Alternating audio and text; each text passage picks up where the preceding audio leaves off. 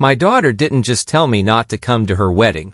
She stood in my kitchen with her mother's blue velvet ring box in her hand and said, very carefully, like she was setting down a glass that might crack, "Dad, please don't make this ugly.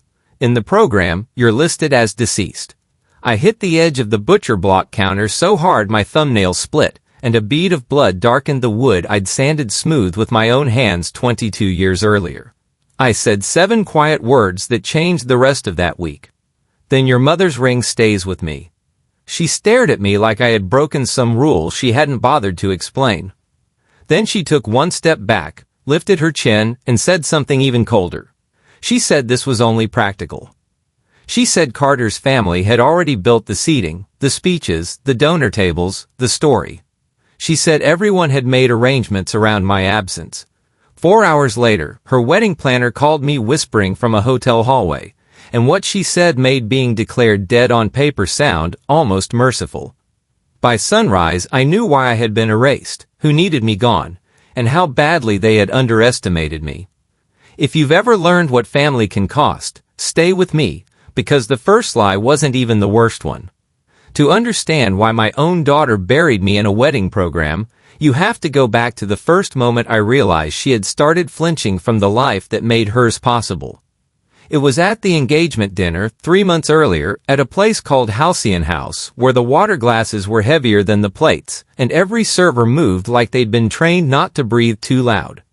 I got there in my truck straight from the shop because a compressor line had burst on an old woman's freezer, and I wasn't going to leave her groceries thawing just because my future son-in-law preferred imported candles to working people. The valet looked at my truck, then at me, then at the dining room behind me. Carter laughed before the kid could say anything. "You really came in that?" He said it with a smile, the kind polished men use when they want cruelty to pass for charm. Ellie touched his wrist and gave me that little look children give when they're afraid their parent will embarrass them in public. I had not seen that look on her face since she was 9, and I sang too loud in the grocery store. "I came from work," I said. Denise Vale, Carter's mother, was already seated. White blazer, gold earrings, posture like she'd been born in a photograph. She kissed the air beside my cheek and said, "Of course you did, Frank. It's just that this crowd is very presentation-minded." That was the first time I heard that phrase. Presentation-minded. As if character were a sleeve you rolled over a stain. Ellie used to be different. When she was little, she'd sit on the counter in that same kitchen with her heels knocking the cabinet doors while June rolled biscuit dough and I packed school lunches for the morning. She used to steal pickle slices off my plate. She used to draw wedding dresses in the margins of her math homework and tell her mother, "Dad's going to cry at my wedding. He cries at car commercials." She wasn't wrong. After June died, I raised Ellie in a house that always felt half-lit. Grief does that. It doesn't always scream. Sometimes it just removes one lamp from every room. Ellie was 14, all elbows and fury, old enough to understand death and young enough to hate me for not being able to stop it. I let her hate me when she needed to. I drove her to school, to choir, to late-night panic attacks in parking lots. I sold my base boat to keep her in the private design program she loved. I took extra restoration work on weekends. I put off fixing my knee for 6 years because orthodontists and college deposits always seemed louder than pain. None of that made me noble. It made me a father. And for a long time I thought she knew that in her bones. At Halcyon House, she barely touched her dinner. She kept checking Carter's expression before finishing a sentence, like he was editing her in real time. The original plan had been a small wedding in the stone church where June and I got married, followed by dinner under string lights in my backyard. Ellie wanted white hydrangeas, lemon cake, a jazz trio, and her mother's ring. She had said she wanted it to feel like home, only brighter. Then Carter's family got involved.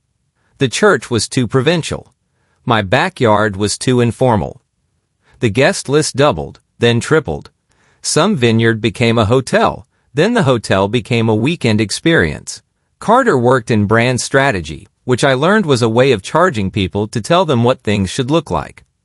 Denise chaired charity galas and talked about atmosphere like it was a blood type. I kept waiting for Ellie to push back. Instead, she started translating them for me. It's not snobbery, Dad, it's just standards. It's not personal, Dad, it's just how these events work. It's not about money, Dad, it's about flow. Flow, standards, presentation. By the end of that dinner, I felt like I was being gently upholstered out of my own child's life.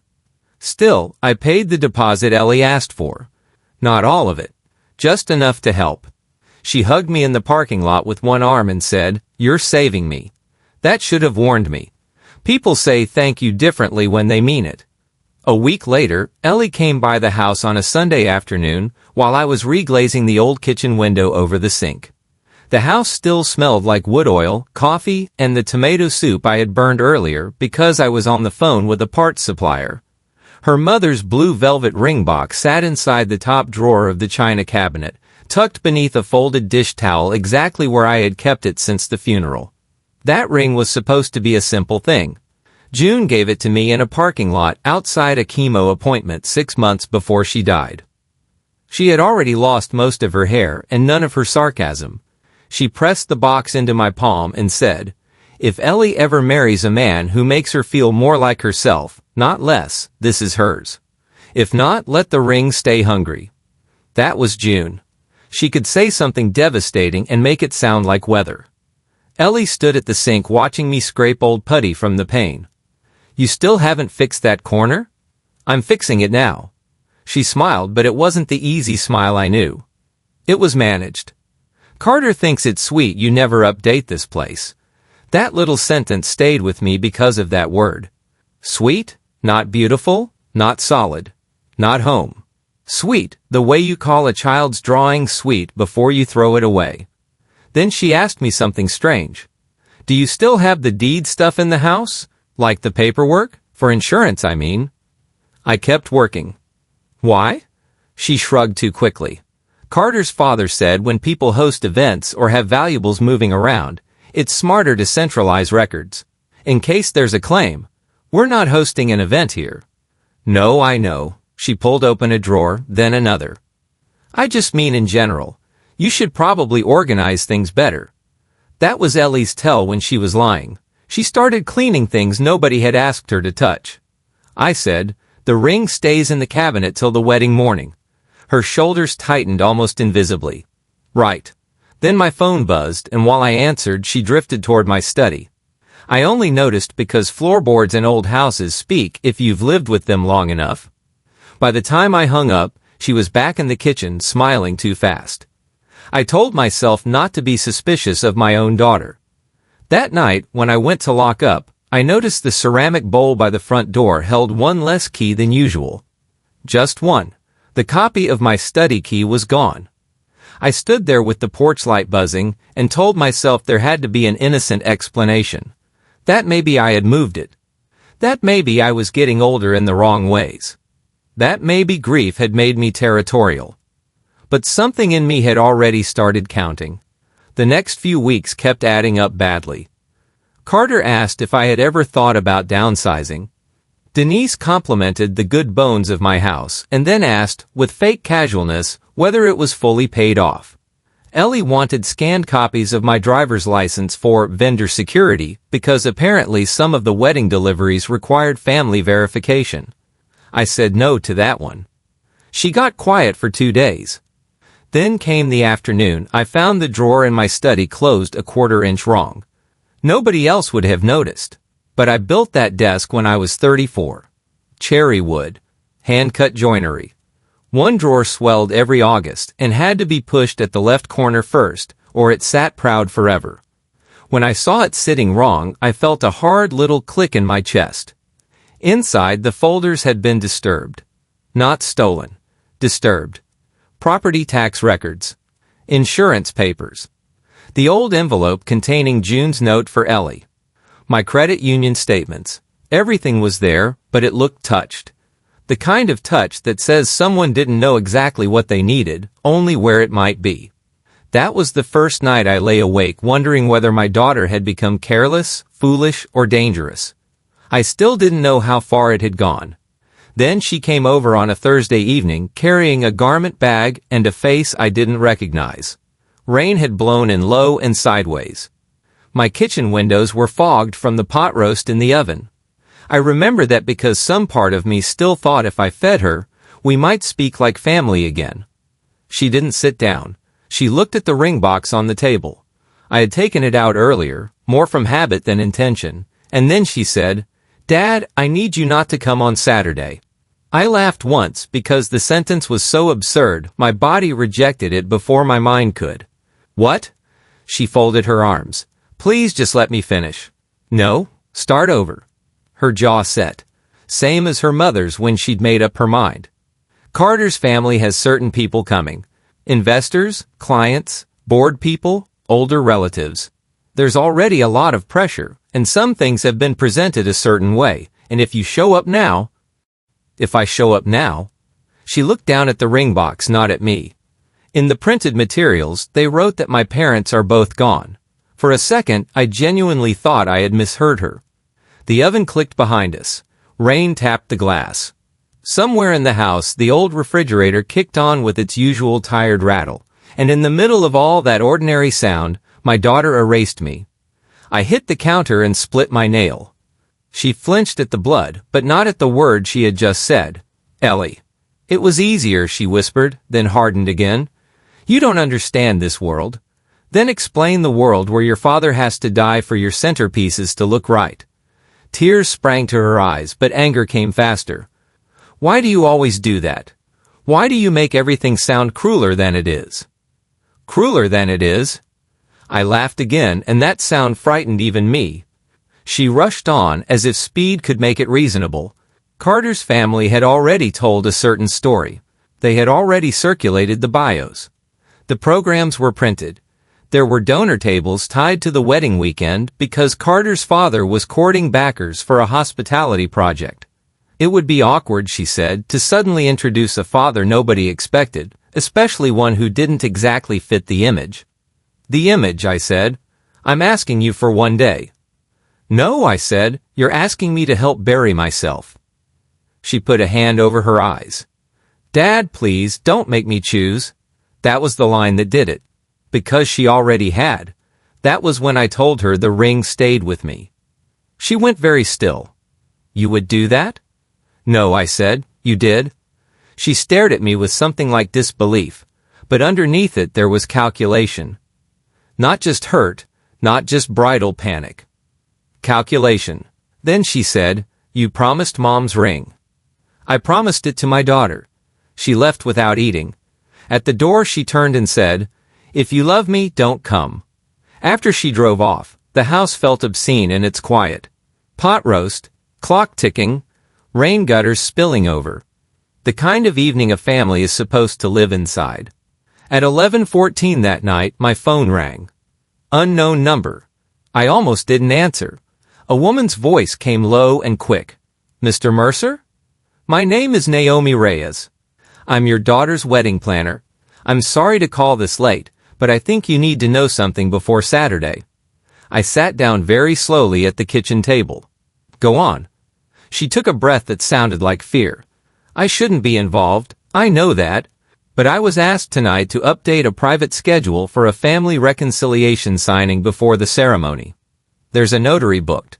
There are property documents attached to the vendor packet, and your name appears as guarantor on a wedding balance form I don't believe you signed." For a second, the words didn't fit together. Notary. Property documents. Guarantor. I looked at the blue velvet ring box under the kitchen light and felt the room tilt. "What documents?" "I only saw them briefly," she said. "A bridge guarantee, maybe. Something tied to a credit line. There was also a note from the groom's mother telling staff to route you through the side library if you became emotional, and to keep you out of guest sight until papers were signed." My mouth went dry. She kept going now, like once she'd started she couldn't stop.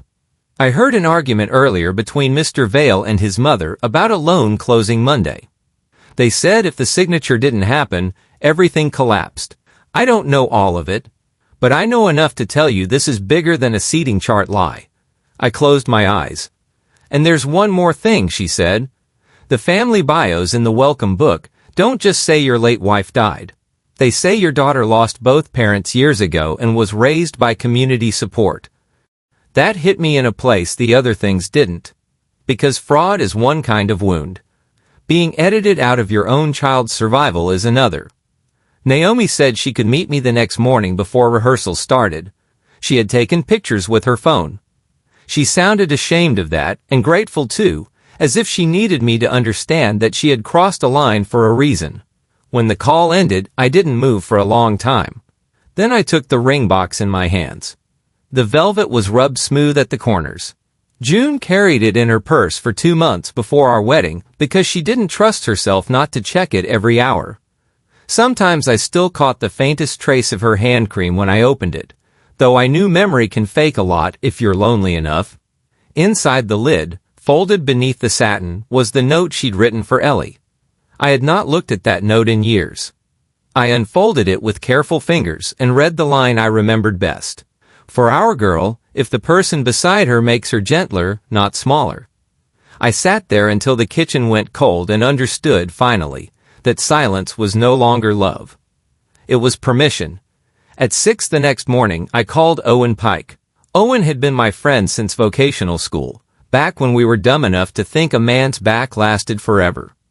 He became a lawyer because he hated being told what to do by men who'd never lifted anything heavier than a briefcase. He still met me for black coffee once a month, and still billed rich people with visible pleasure. He listened without interrupting. Then he said, "Don't call your daughter. Don't warn anybody. Freeze your credit, pull your title records, and meet me at Dempsey's in 40 minutes. Dempsey's opened early for truckers and insomniacs, and people too old to pretend stress, didn't like pancakes." Naomi was already there in a booth by the window, hair pinned up wrong, mascara half gone, a thick wedding binder beside her coffee. She couldn't have been more than 35, smart eyes, hands that kept straightening the edge of a napkin without noticing. "I'm sorry," she said the second I sat down. "I know this is awful. Show me." She slid her phone across the table. First photo, a welcome booklet mock-up. My daughter smiling in engagement photos under a headline about love, family, and legacy. Beneath it, in elegant little serif letters, Ellie Mercer, who lost both parents young, built her life through resilience and the support of beloved mentors. Lost both parents young. I was alive enough to read it. Second photo, a run of show schedule. 1:10 p.m. Private father reconciliation in library. 1:20 p.m. Notary arrival. 1:35 p.m. Signature confirmation. 1:45 p.m. Bride touch-up. Third photo. A billing authorization form with my name typed beneath a scrawl pretending to be my signature. I stared at it. People who forge signatures always get one thing wrong. They copy the shape and miss the hesitation. My real signature has a hook in the F because I broke my wrist at 19 and never relearned it properly. This one was too smooth, too confident. A stranger's version of me. Naomi spoke gently.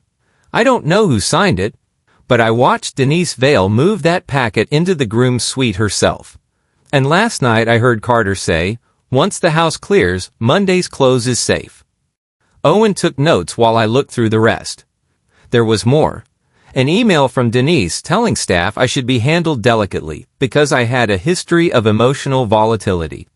Another note referring to me as financially unsophisticated but sentimental.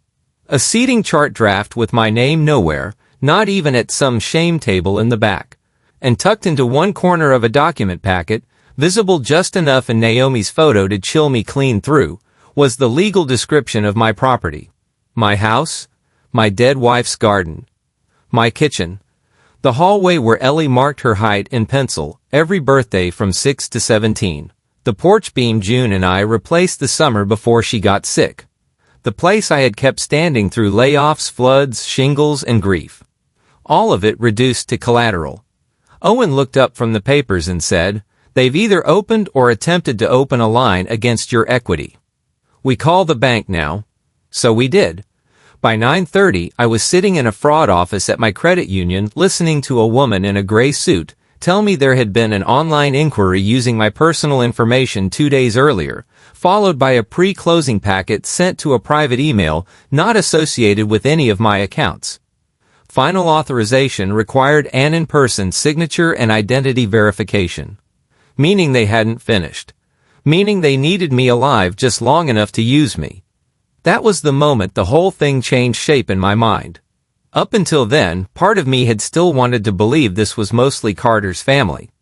That Ellie had been selfish, yes, and vain, and weak in the spine where love should have been stronger, but not rotten.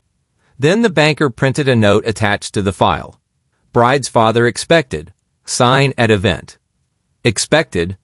Not if possible. Not maybe. Expected. I felt something in me go very quiet. Not numb. Worse. Clear. Owen asked for a full freeze, a fraud flag, and copies of every record. Then he made 2 more calls from the hallway.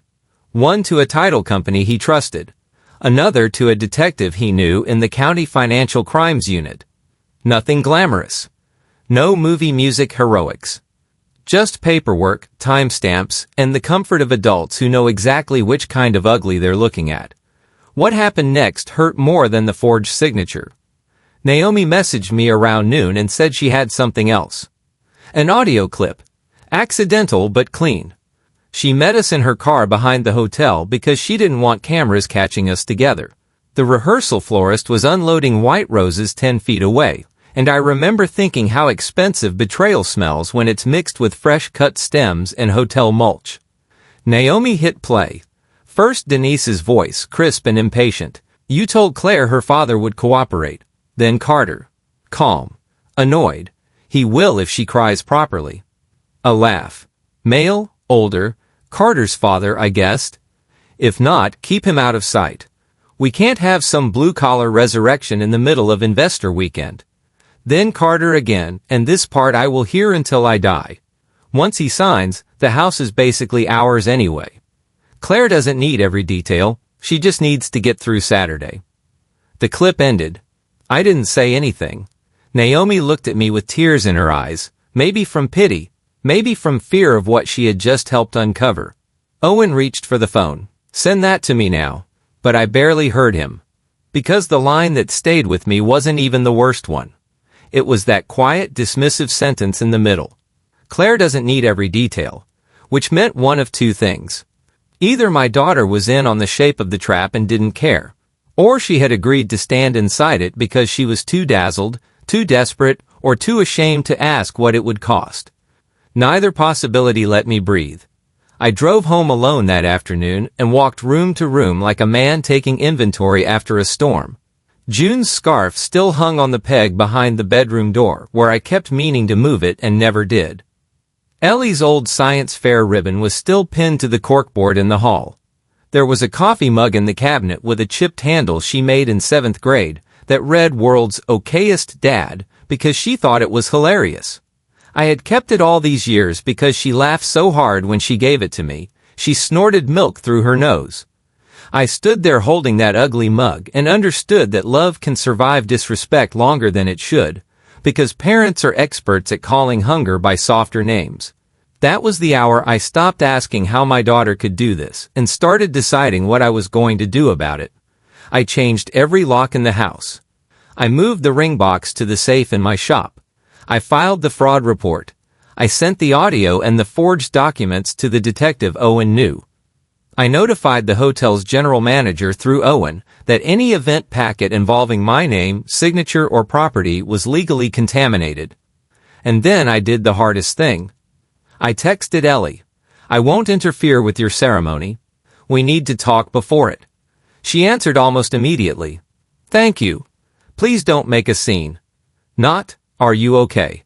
Not Dad, I'm sorry. Just instructions. That should have been the end of whatever fantasy I still had left. It wasn't. At 8 that night, she called me.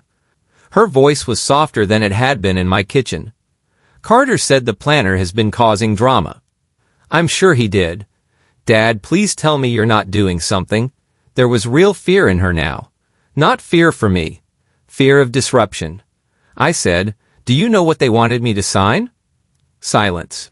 Then, It was just a temporary guarantee for some overages. Carter explained it. With my house as collateral? Another silence, longer this time. Ellie? I didn't know it was. I didn't know all of that. But she had known enough to bring me to a side room and put a pen in my hand.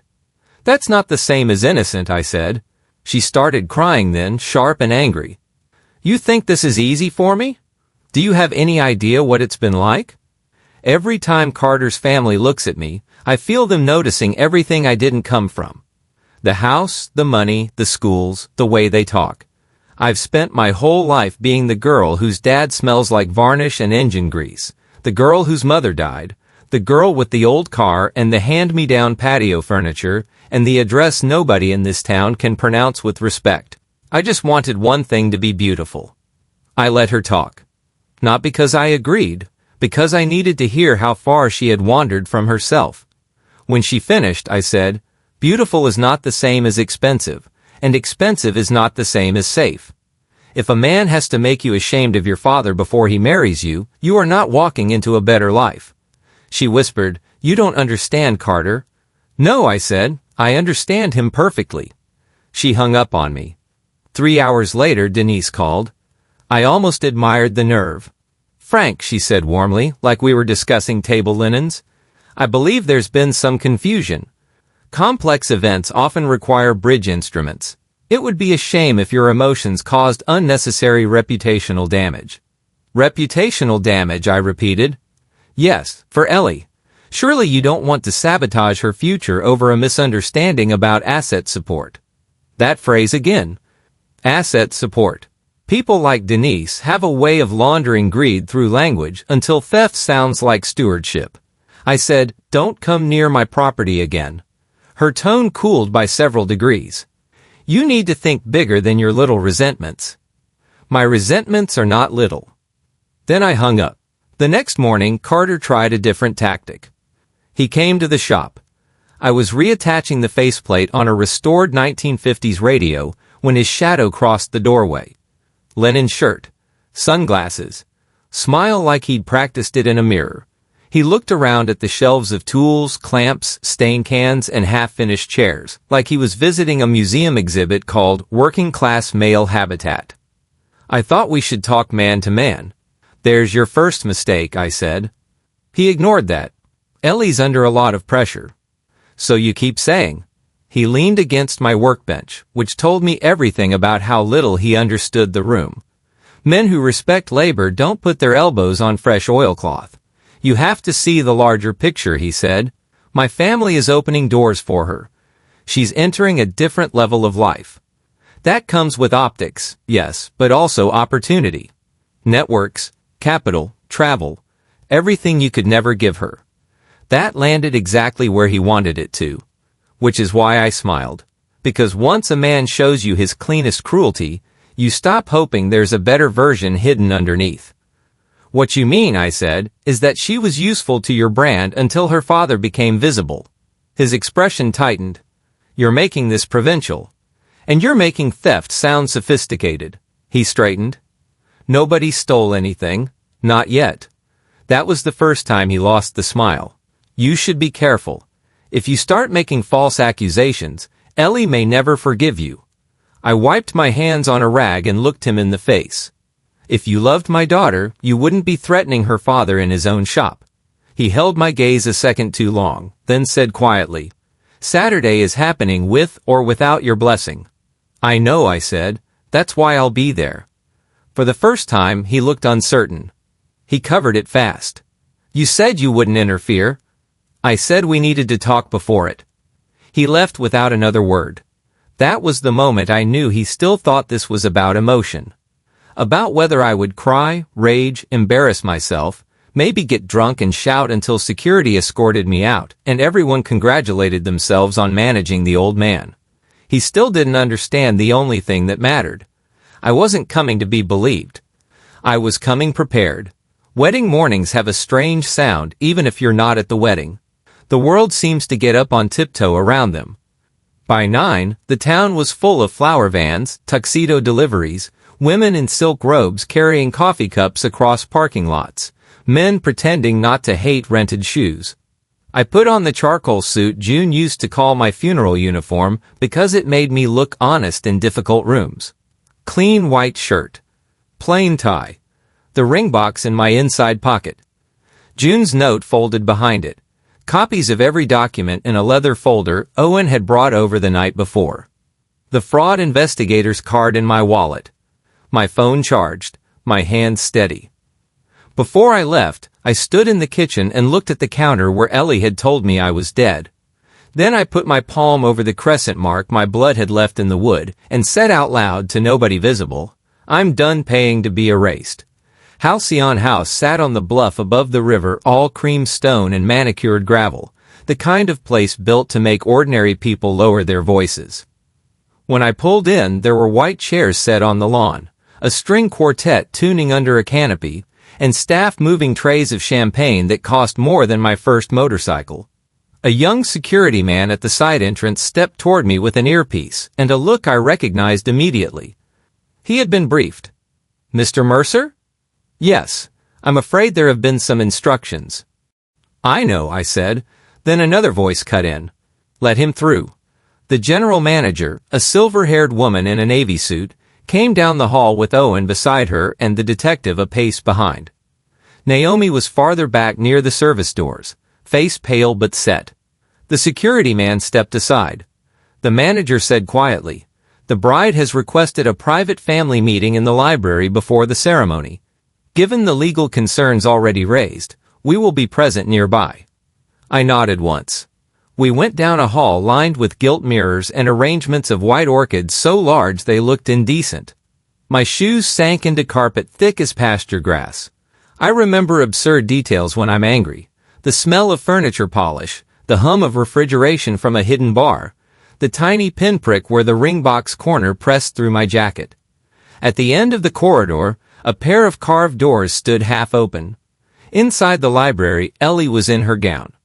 People think grief makes time slow. Sometimes it makes it sharp. I saw everything at once. The silk fitted too tight at the ribs because she'd lost weight. Her veil was pinned into a knot of hair that June would have called too severe. There were pearl drops at her ears, the ones I bought with overtime money the Christmas after her mother died because she had stared at them through a jeweler's window and then pretended not to. And beside her, on the low table, sat a black leather folio already open to a signature page. Carter turned first, then Denise, then a notary I had never seen, standing awkwardly by the fireplace with her stamp case. Nobody had expected me to arrive with witnesses. For 1 second the room was honest. Then everybody remembered themselves. Ellie took a step toward me. "Dad?" Carter lifted a hand slightly, as if to control tempo. "Frank, I'm glad you came to your senses." "No," I said, "you're glad you still need my name." Denise inhaled through her nose. "Can we please do this with dignity?" That word from her almost made me laugh. I looked at the folio. "Tell me what I'm signing." Ellie spoke too quickly. "It's just a temporary guarantee to release a hold," Carter explained. "Then he can explain it again." Carter's face tightened, but he kept the smooth tone. There was an administrative issue with a disbursement tied to the event escrow and a Monday acquisition close. Your support would bridge that. Ellie is your daughter. This is family. I turned to my daughter. "Did he tell you my house is listed in that packet?" Her eyes flicked to Carter. That was answer enough. Denise cut in. "Frank, please, nobody is taking your house. This is standard leverage against dormant equity." "Dormant equity," I said softly. "That's what you call my wife's garden." Owen stepped into the room then, not fully, just enough that they could see him. "Actually, what they'd be asking you to call it is loan fraud." Carter's calm slipped for the first time. "What is this?" "This," I said, taking the folder from under my arm, "is what happens when you mistake patience for stupidity." I laid the papers on the table one by one. The forged billing authorization, the credit union inquiry, the fraud flag, the audio transcript, the printed welcome booklet where my daughter had apparently risen from orphanhood just in time to marry money. The room changed with every page. Ellie picked up the booklet first. I watched her face move from confusion to shame to something close to nausea. "I didn't know they wrote this," she whispered. Denise snapped. "That language was drafted by marketing. It's symbolic." "Death is symbolic now?" I said. Carter grabbed the transcript before Ellie could. "This is illegally obtained." Naomi's voice came from the doorway, shaking but clear. "No, it's accurate." Ellie turned. "Naomi?" Naomi stepped in 2 paces. "You asked me to coordinate a reconciliation. Your fiancé asked me to schedule a notary before your ceremony. Your future mother-in-law told staff your father was emotionally unstable and should be kept out of guest view." "I heard what I heard." Carter rounded on her. "You had no right." "Neither did you," I said. Then I looked at Ellie and gave her the last thing I had hoped not to use. I took the blue velvet ring box from my pocket. The whole room seemed to notice it at once. Even Denise fell silent. I set it on the table, untouched. "Your mother put a note in this box before she died," I said. "I kept it for the day I thought you were walking towards something worthy of her." Ellie's breathing turned shallow. I opened the lid, removed the folded paper, and read the line aloud. "For our girl, if the person beside her makes her gentler, not smaller." Nobody moved. Then, very softly, Ellie said, "Carter?" It was not a question about love. It was a question about truth. And men like Carter know the difference immediately. He tried one more time. "Ellie, this is exactly what I warned you about. Your father is making a scene because he can't stand losing control. That sentence might have worked yesterday. Not with the documents on the table. Not with the notary staring at the property description. Not with Owen already on the phone in the hall. Not with the detective stepping into view behind Naomi and saying, 'Mr. Vale, don't touch those papers.' Everything after that happened fast and all at once, the way collapse always does after people spend months pretending a cracked beam is decorative." Denise went white. "This is outrageous." The detective handed Carter and Denise both his card. "We have a complaint alleging attempted financial fraud and identity misuse involving the bride's father. You are both advised not to leave the premises until we've completed initial interviews." The notary quietly shut her stamp case. Carter looked at Ellie with real alarm now. "Say something." And my daughter finally did. Not to him, to me. "Did you really think I knew?" The room went still again. There are moments in a life when the truth matters more than comfort. This was one of them. "I think," I said carefully, "you knew enough to ask me to disappear. I think you knew enough to help put a pen in my hand. I think you wanted the wedding more than you wanted to ask what it was costing." Her face crumpled as if something inside it had lost its supports. Carter stepped toward her. "Ellie, don't let him do this. We can still fix." She moved away from him. Just one step. But sometimes one step is the whole story. "Fix what?" she said, and now her voice was rising. "The part where your family told people my father was dead? The part where you used his house? The part where you said I didn't need every detail?" He froze. Because that line had come from the recording. Meaning she had heard enough. Denise tried to recover control. "Ellie, sweetheart, adults handle structure for the sake of outcomes. You're being emotional." That word was the wrong match in the wrong room. Ellie laughed once, sharp and broken. "You told me that every time something felt wrong." Nobody answered. Then from outside the library came the distant swell of string music. The ceremony cue. The guests were seated. White chairs full of people who thought they were about to watch a love story. Ellie looked at the closed doors leading to the lawn. Then at the veil pinned into her hair. Then at the ring box between us. I didn't speak. This was the only mercy left to give her. The choice? She reached up with both hands and pulled the veil free. Pins scattered across the carpet. One bounced under the drinks cabinet with a tiny metallic click I will never forget. Carter lunged half a step. "Ellie?" "No." She said it so quietly everybody had to lean toward it. Then she picked up the welcome booklet, the one that had called me dead, and walked straight past all of us toward the ballroom. What followed was one continuous public ruin. We went after her. Me, Owen, Naomi, the detective, Carter, Denise, All of us pulled by the force of a woman who had just realized she had been dressed for her own extraction. The quartet faltered as she crossed the threshold into the reception hall instead of turning toward the lawn. Guests turned. Conversations thinned. Silverware paused. Ellie walked to the microphone stand near the sweetheart table, lifted the booklet in one hand, and said, with no greeting at all, "This wedding is over." Gasps. Chairs scraping. Somebody dropped a champagne flute. Carter reached the platform just as she turned the booklet toward the room. "In case anyone's confused," she said, voice shaking but loud, "my father is not dead. He's standing right there. He raised me. He paid for my life in 100 ways. I've spent months being too ashamed to defend. And the family I was marrying into tried to use his home as leverage while telling people he didn't exist." You could feel the room pull back from Carter and Denise like a tide. She kept going because once a person starts telling the truth after living inside a lie, it comes out with a kind of violence. I asked him not to come. I let people write over him. I let myself believe beauty meant being chosen by people who looked down on everything that made me. That part is on me. Those words hit me harder than anything Carter had done. Because excuses numb. Accountability cuts. Carter hissed, "Get off the microphone." The detective stepped between them. Denise was already whispering to guests nearest her, trying to sew a new version before the old one finished dying. It didn't work. Rooms know when they've been contaminated. You can feel it in the air. A man from one of the donor tables stood up and said, far too loudly, "Are we involved in some kind of fraud here?" Owen answered before Carter could.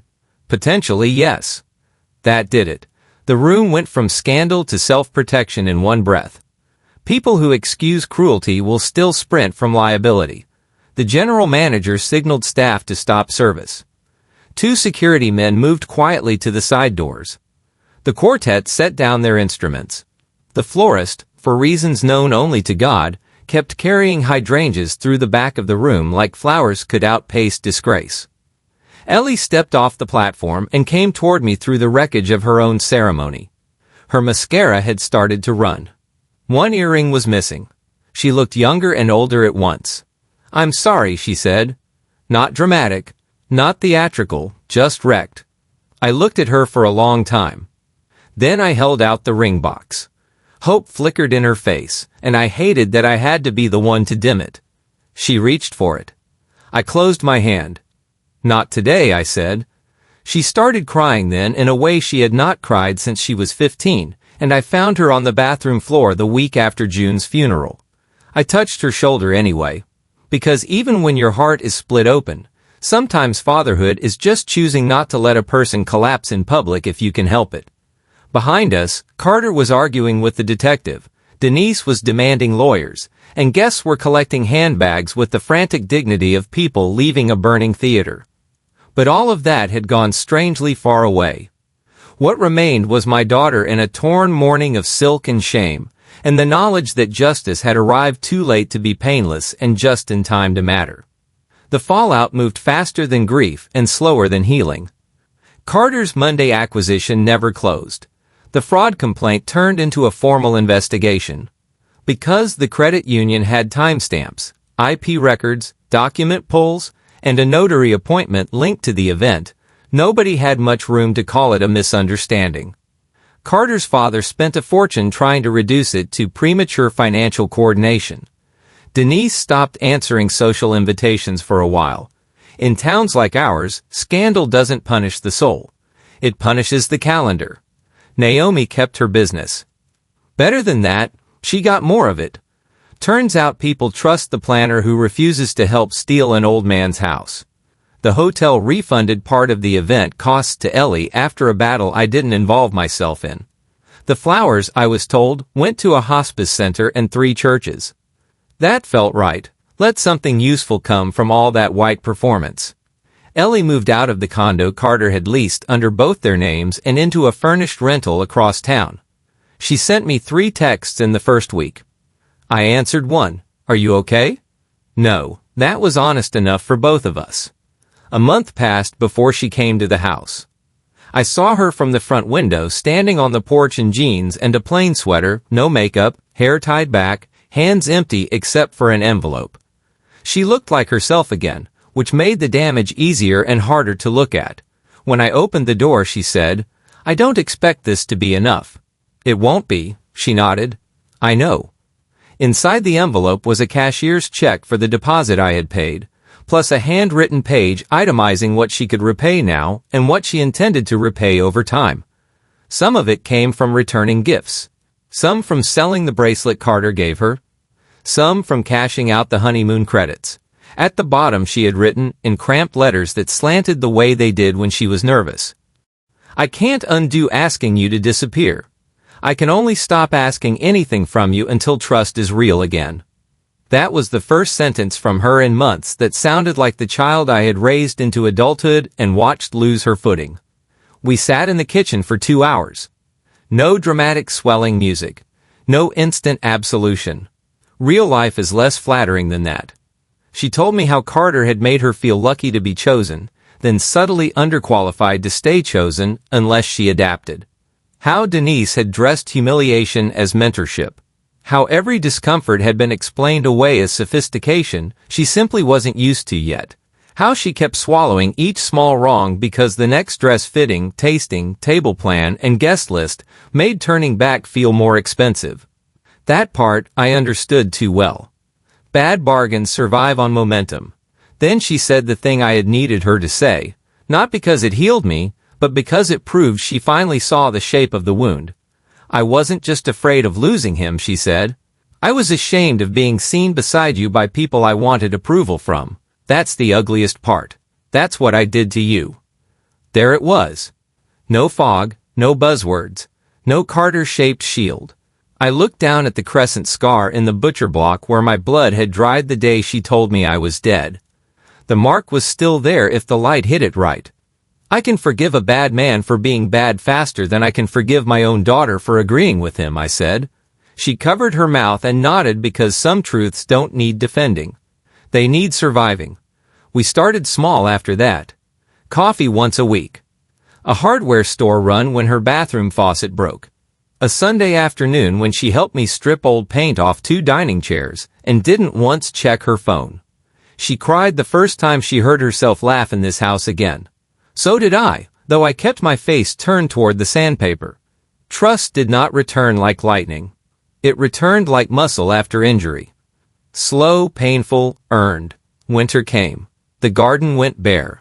The fraud case rolled on in ugly paperwork and quiet hearings I did not attend unless required.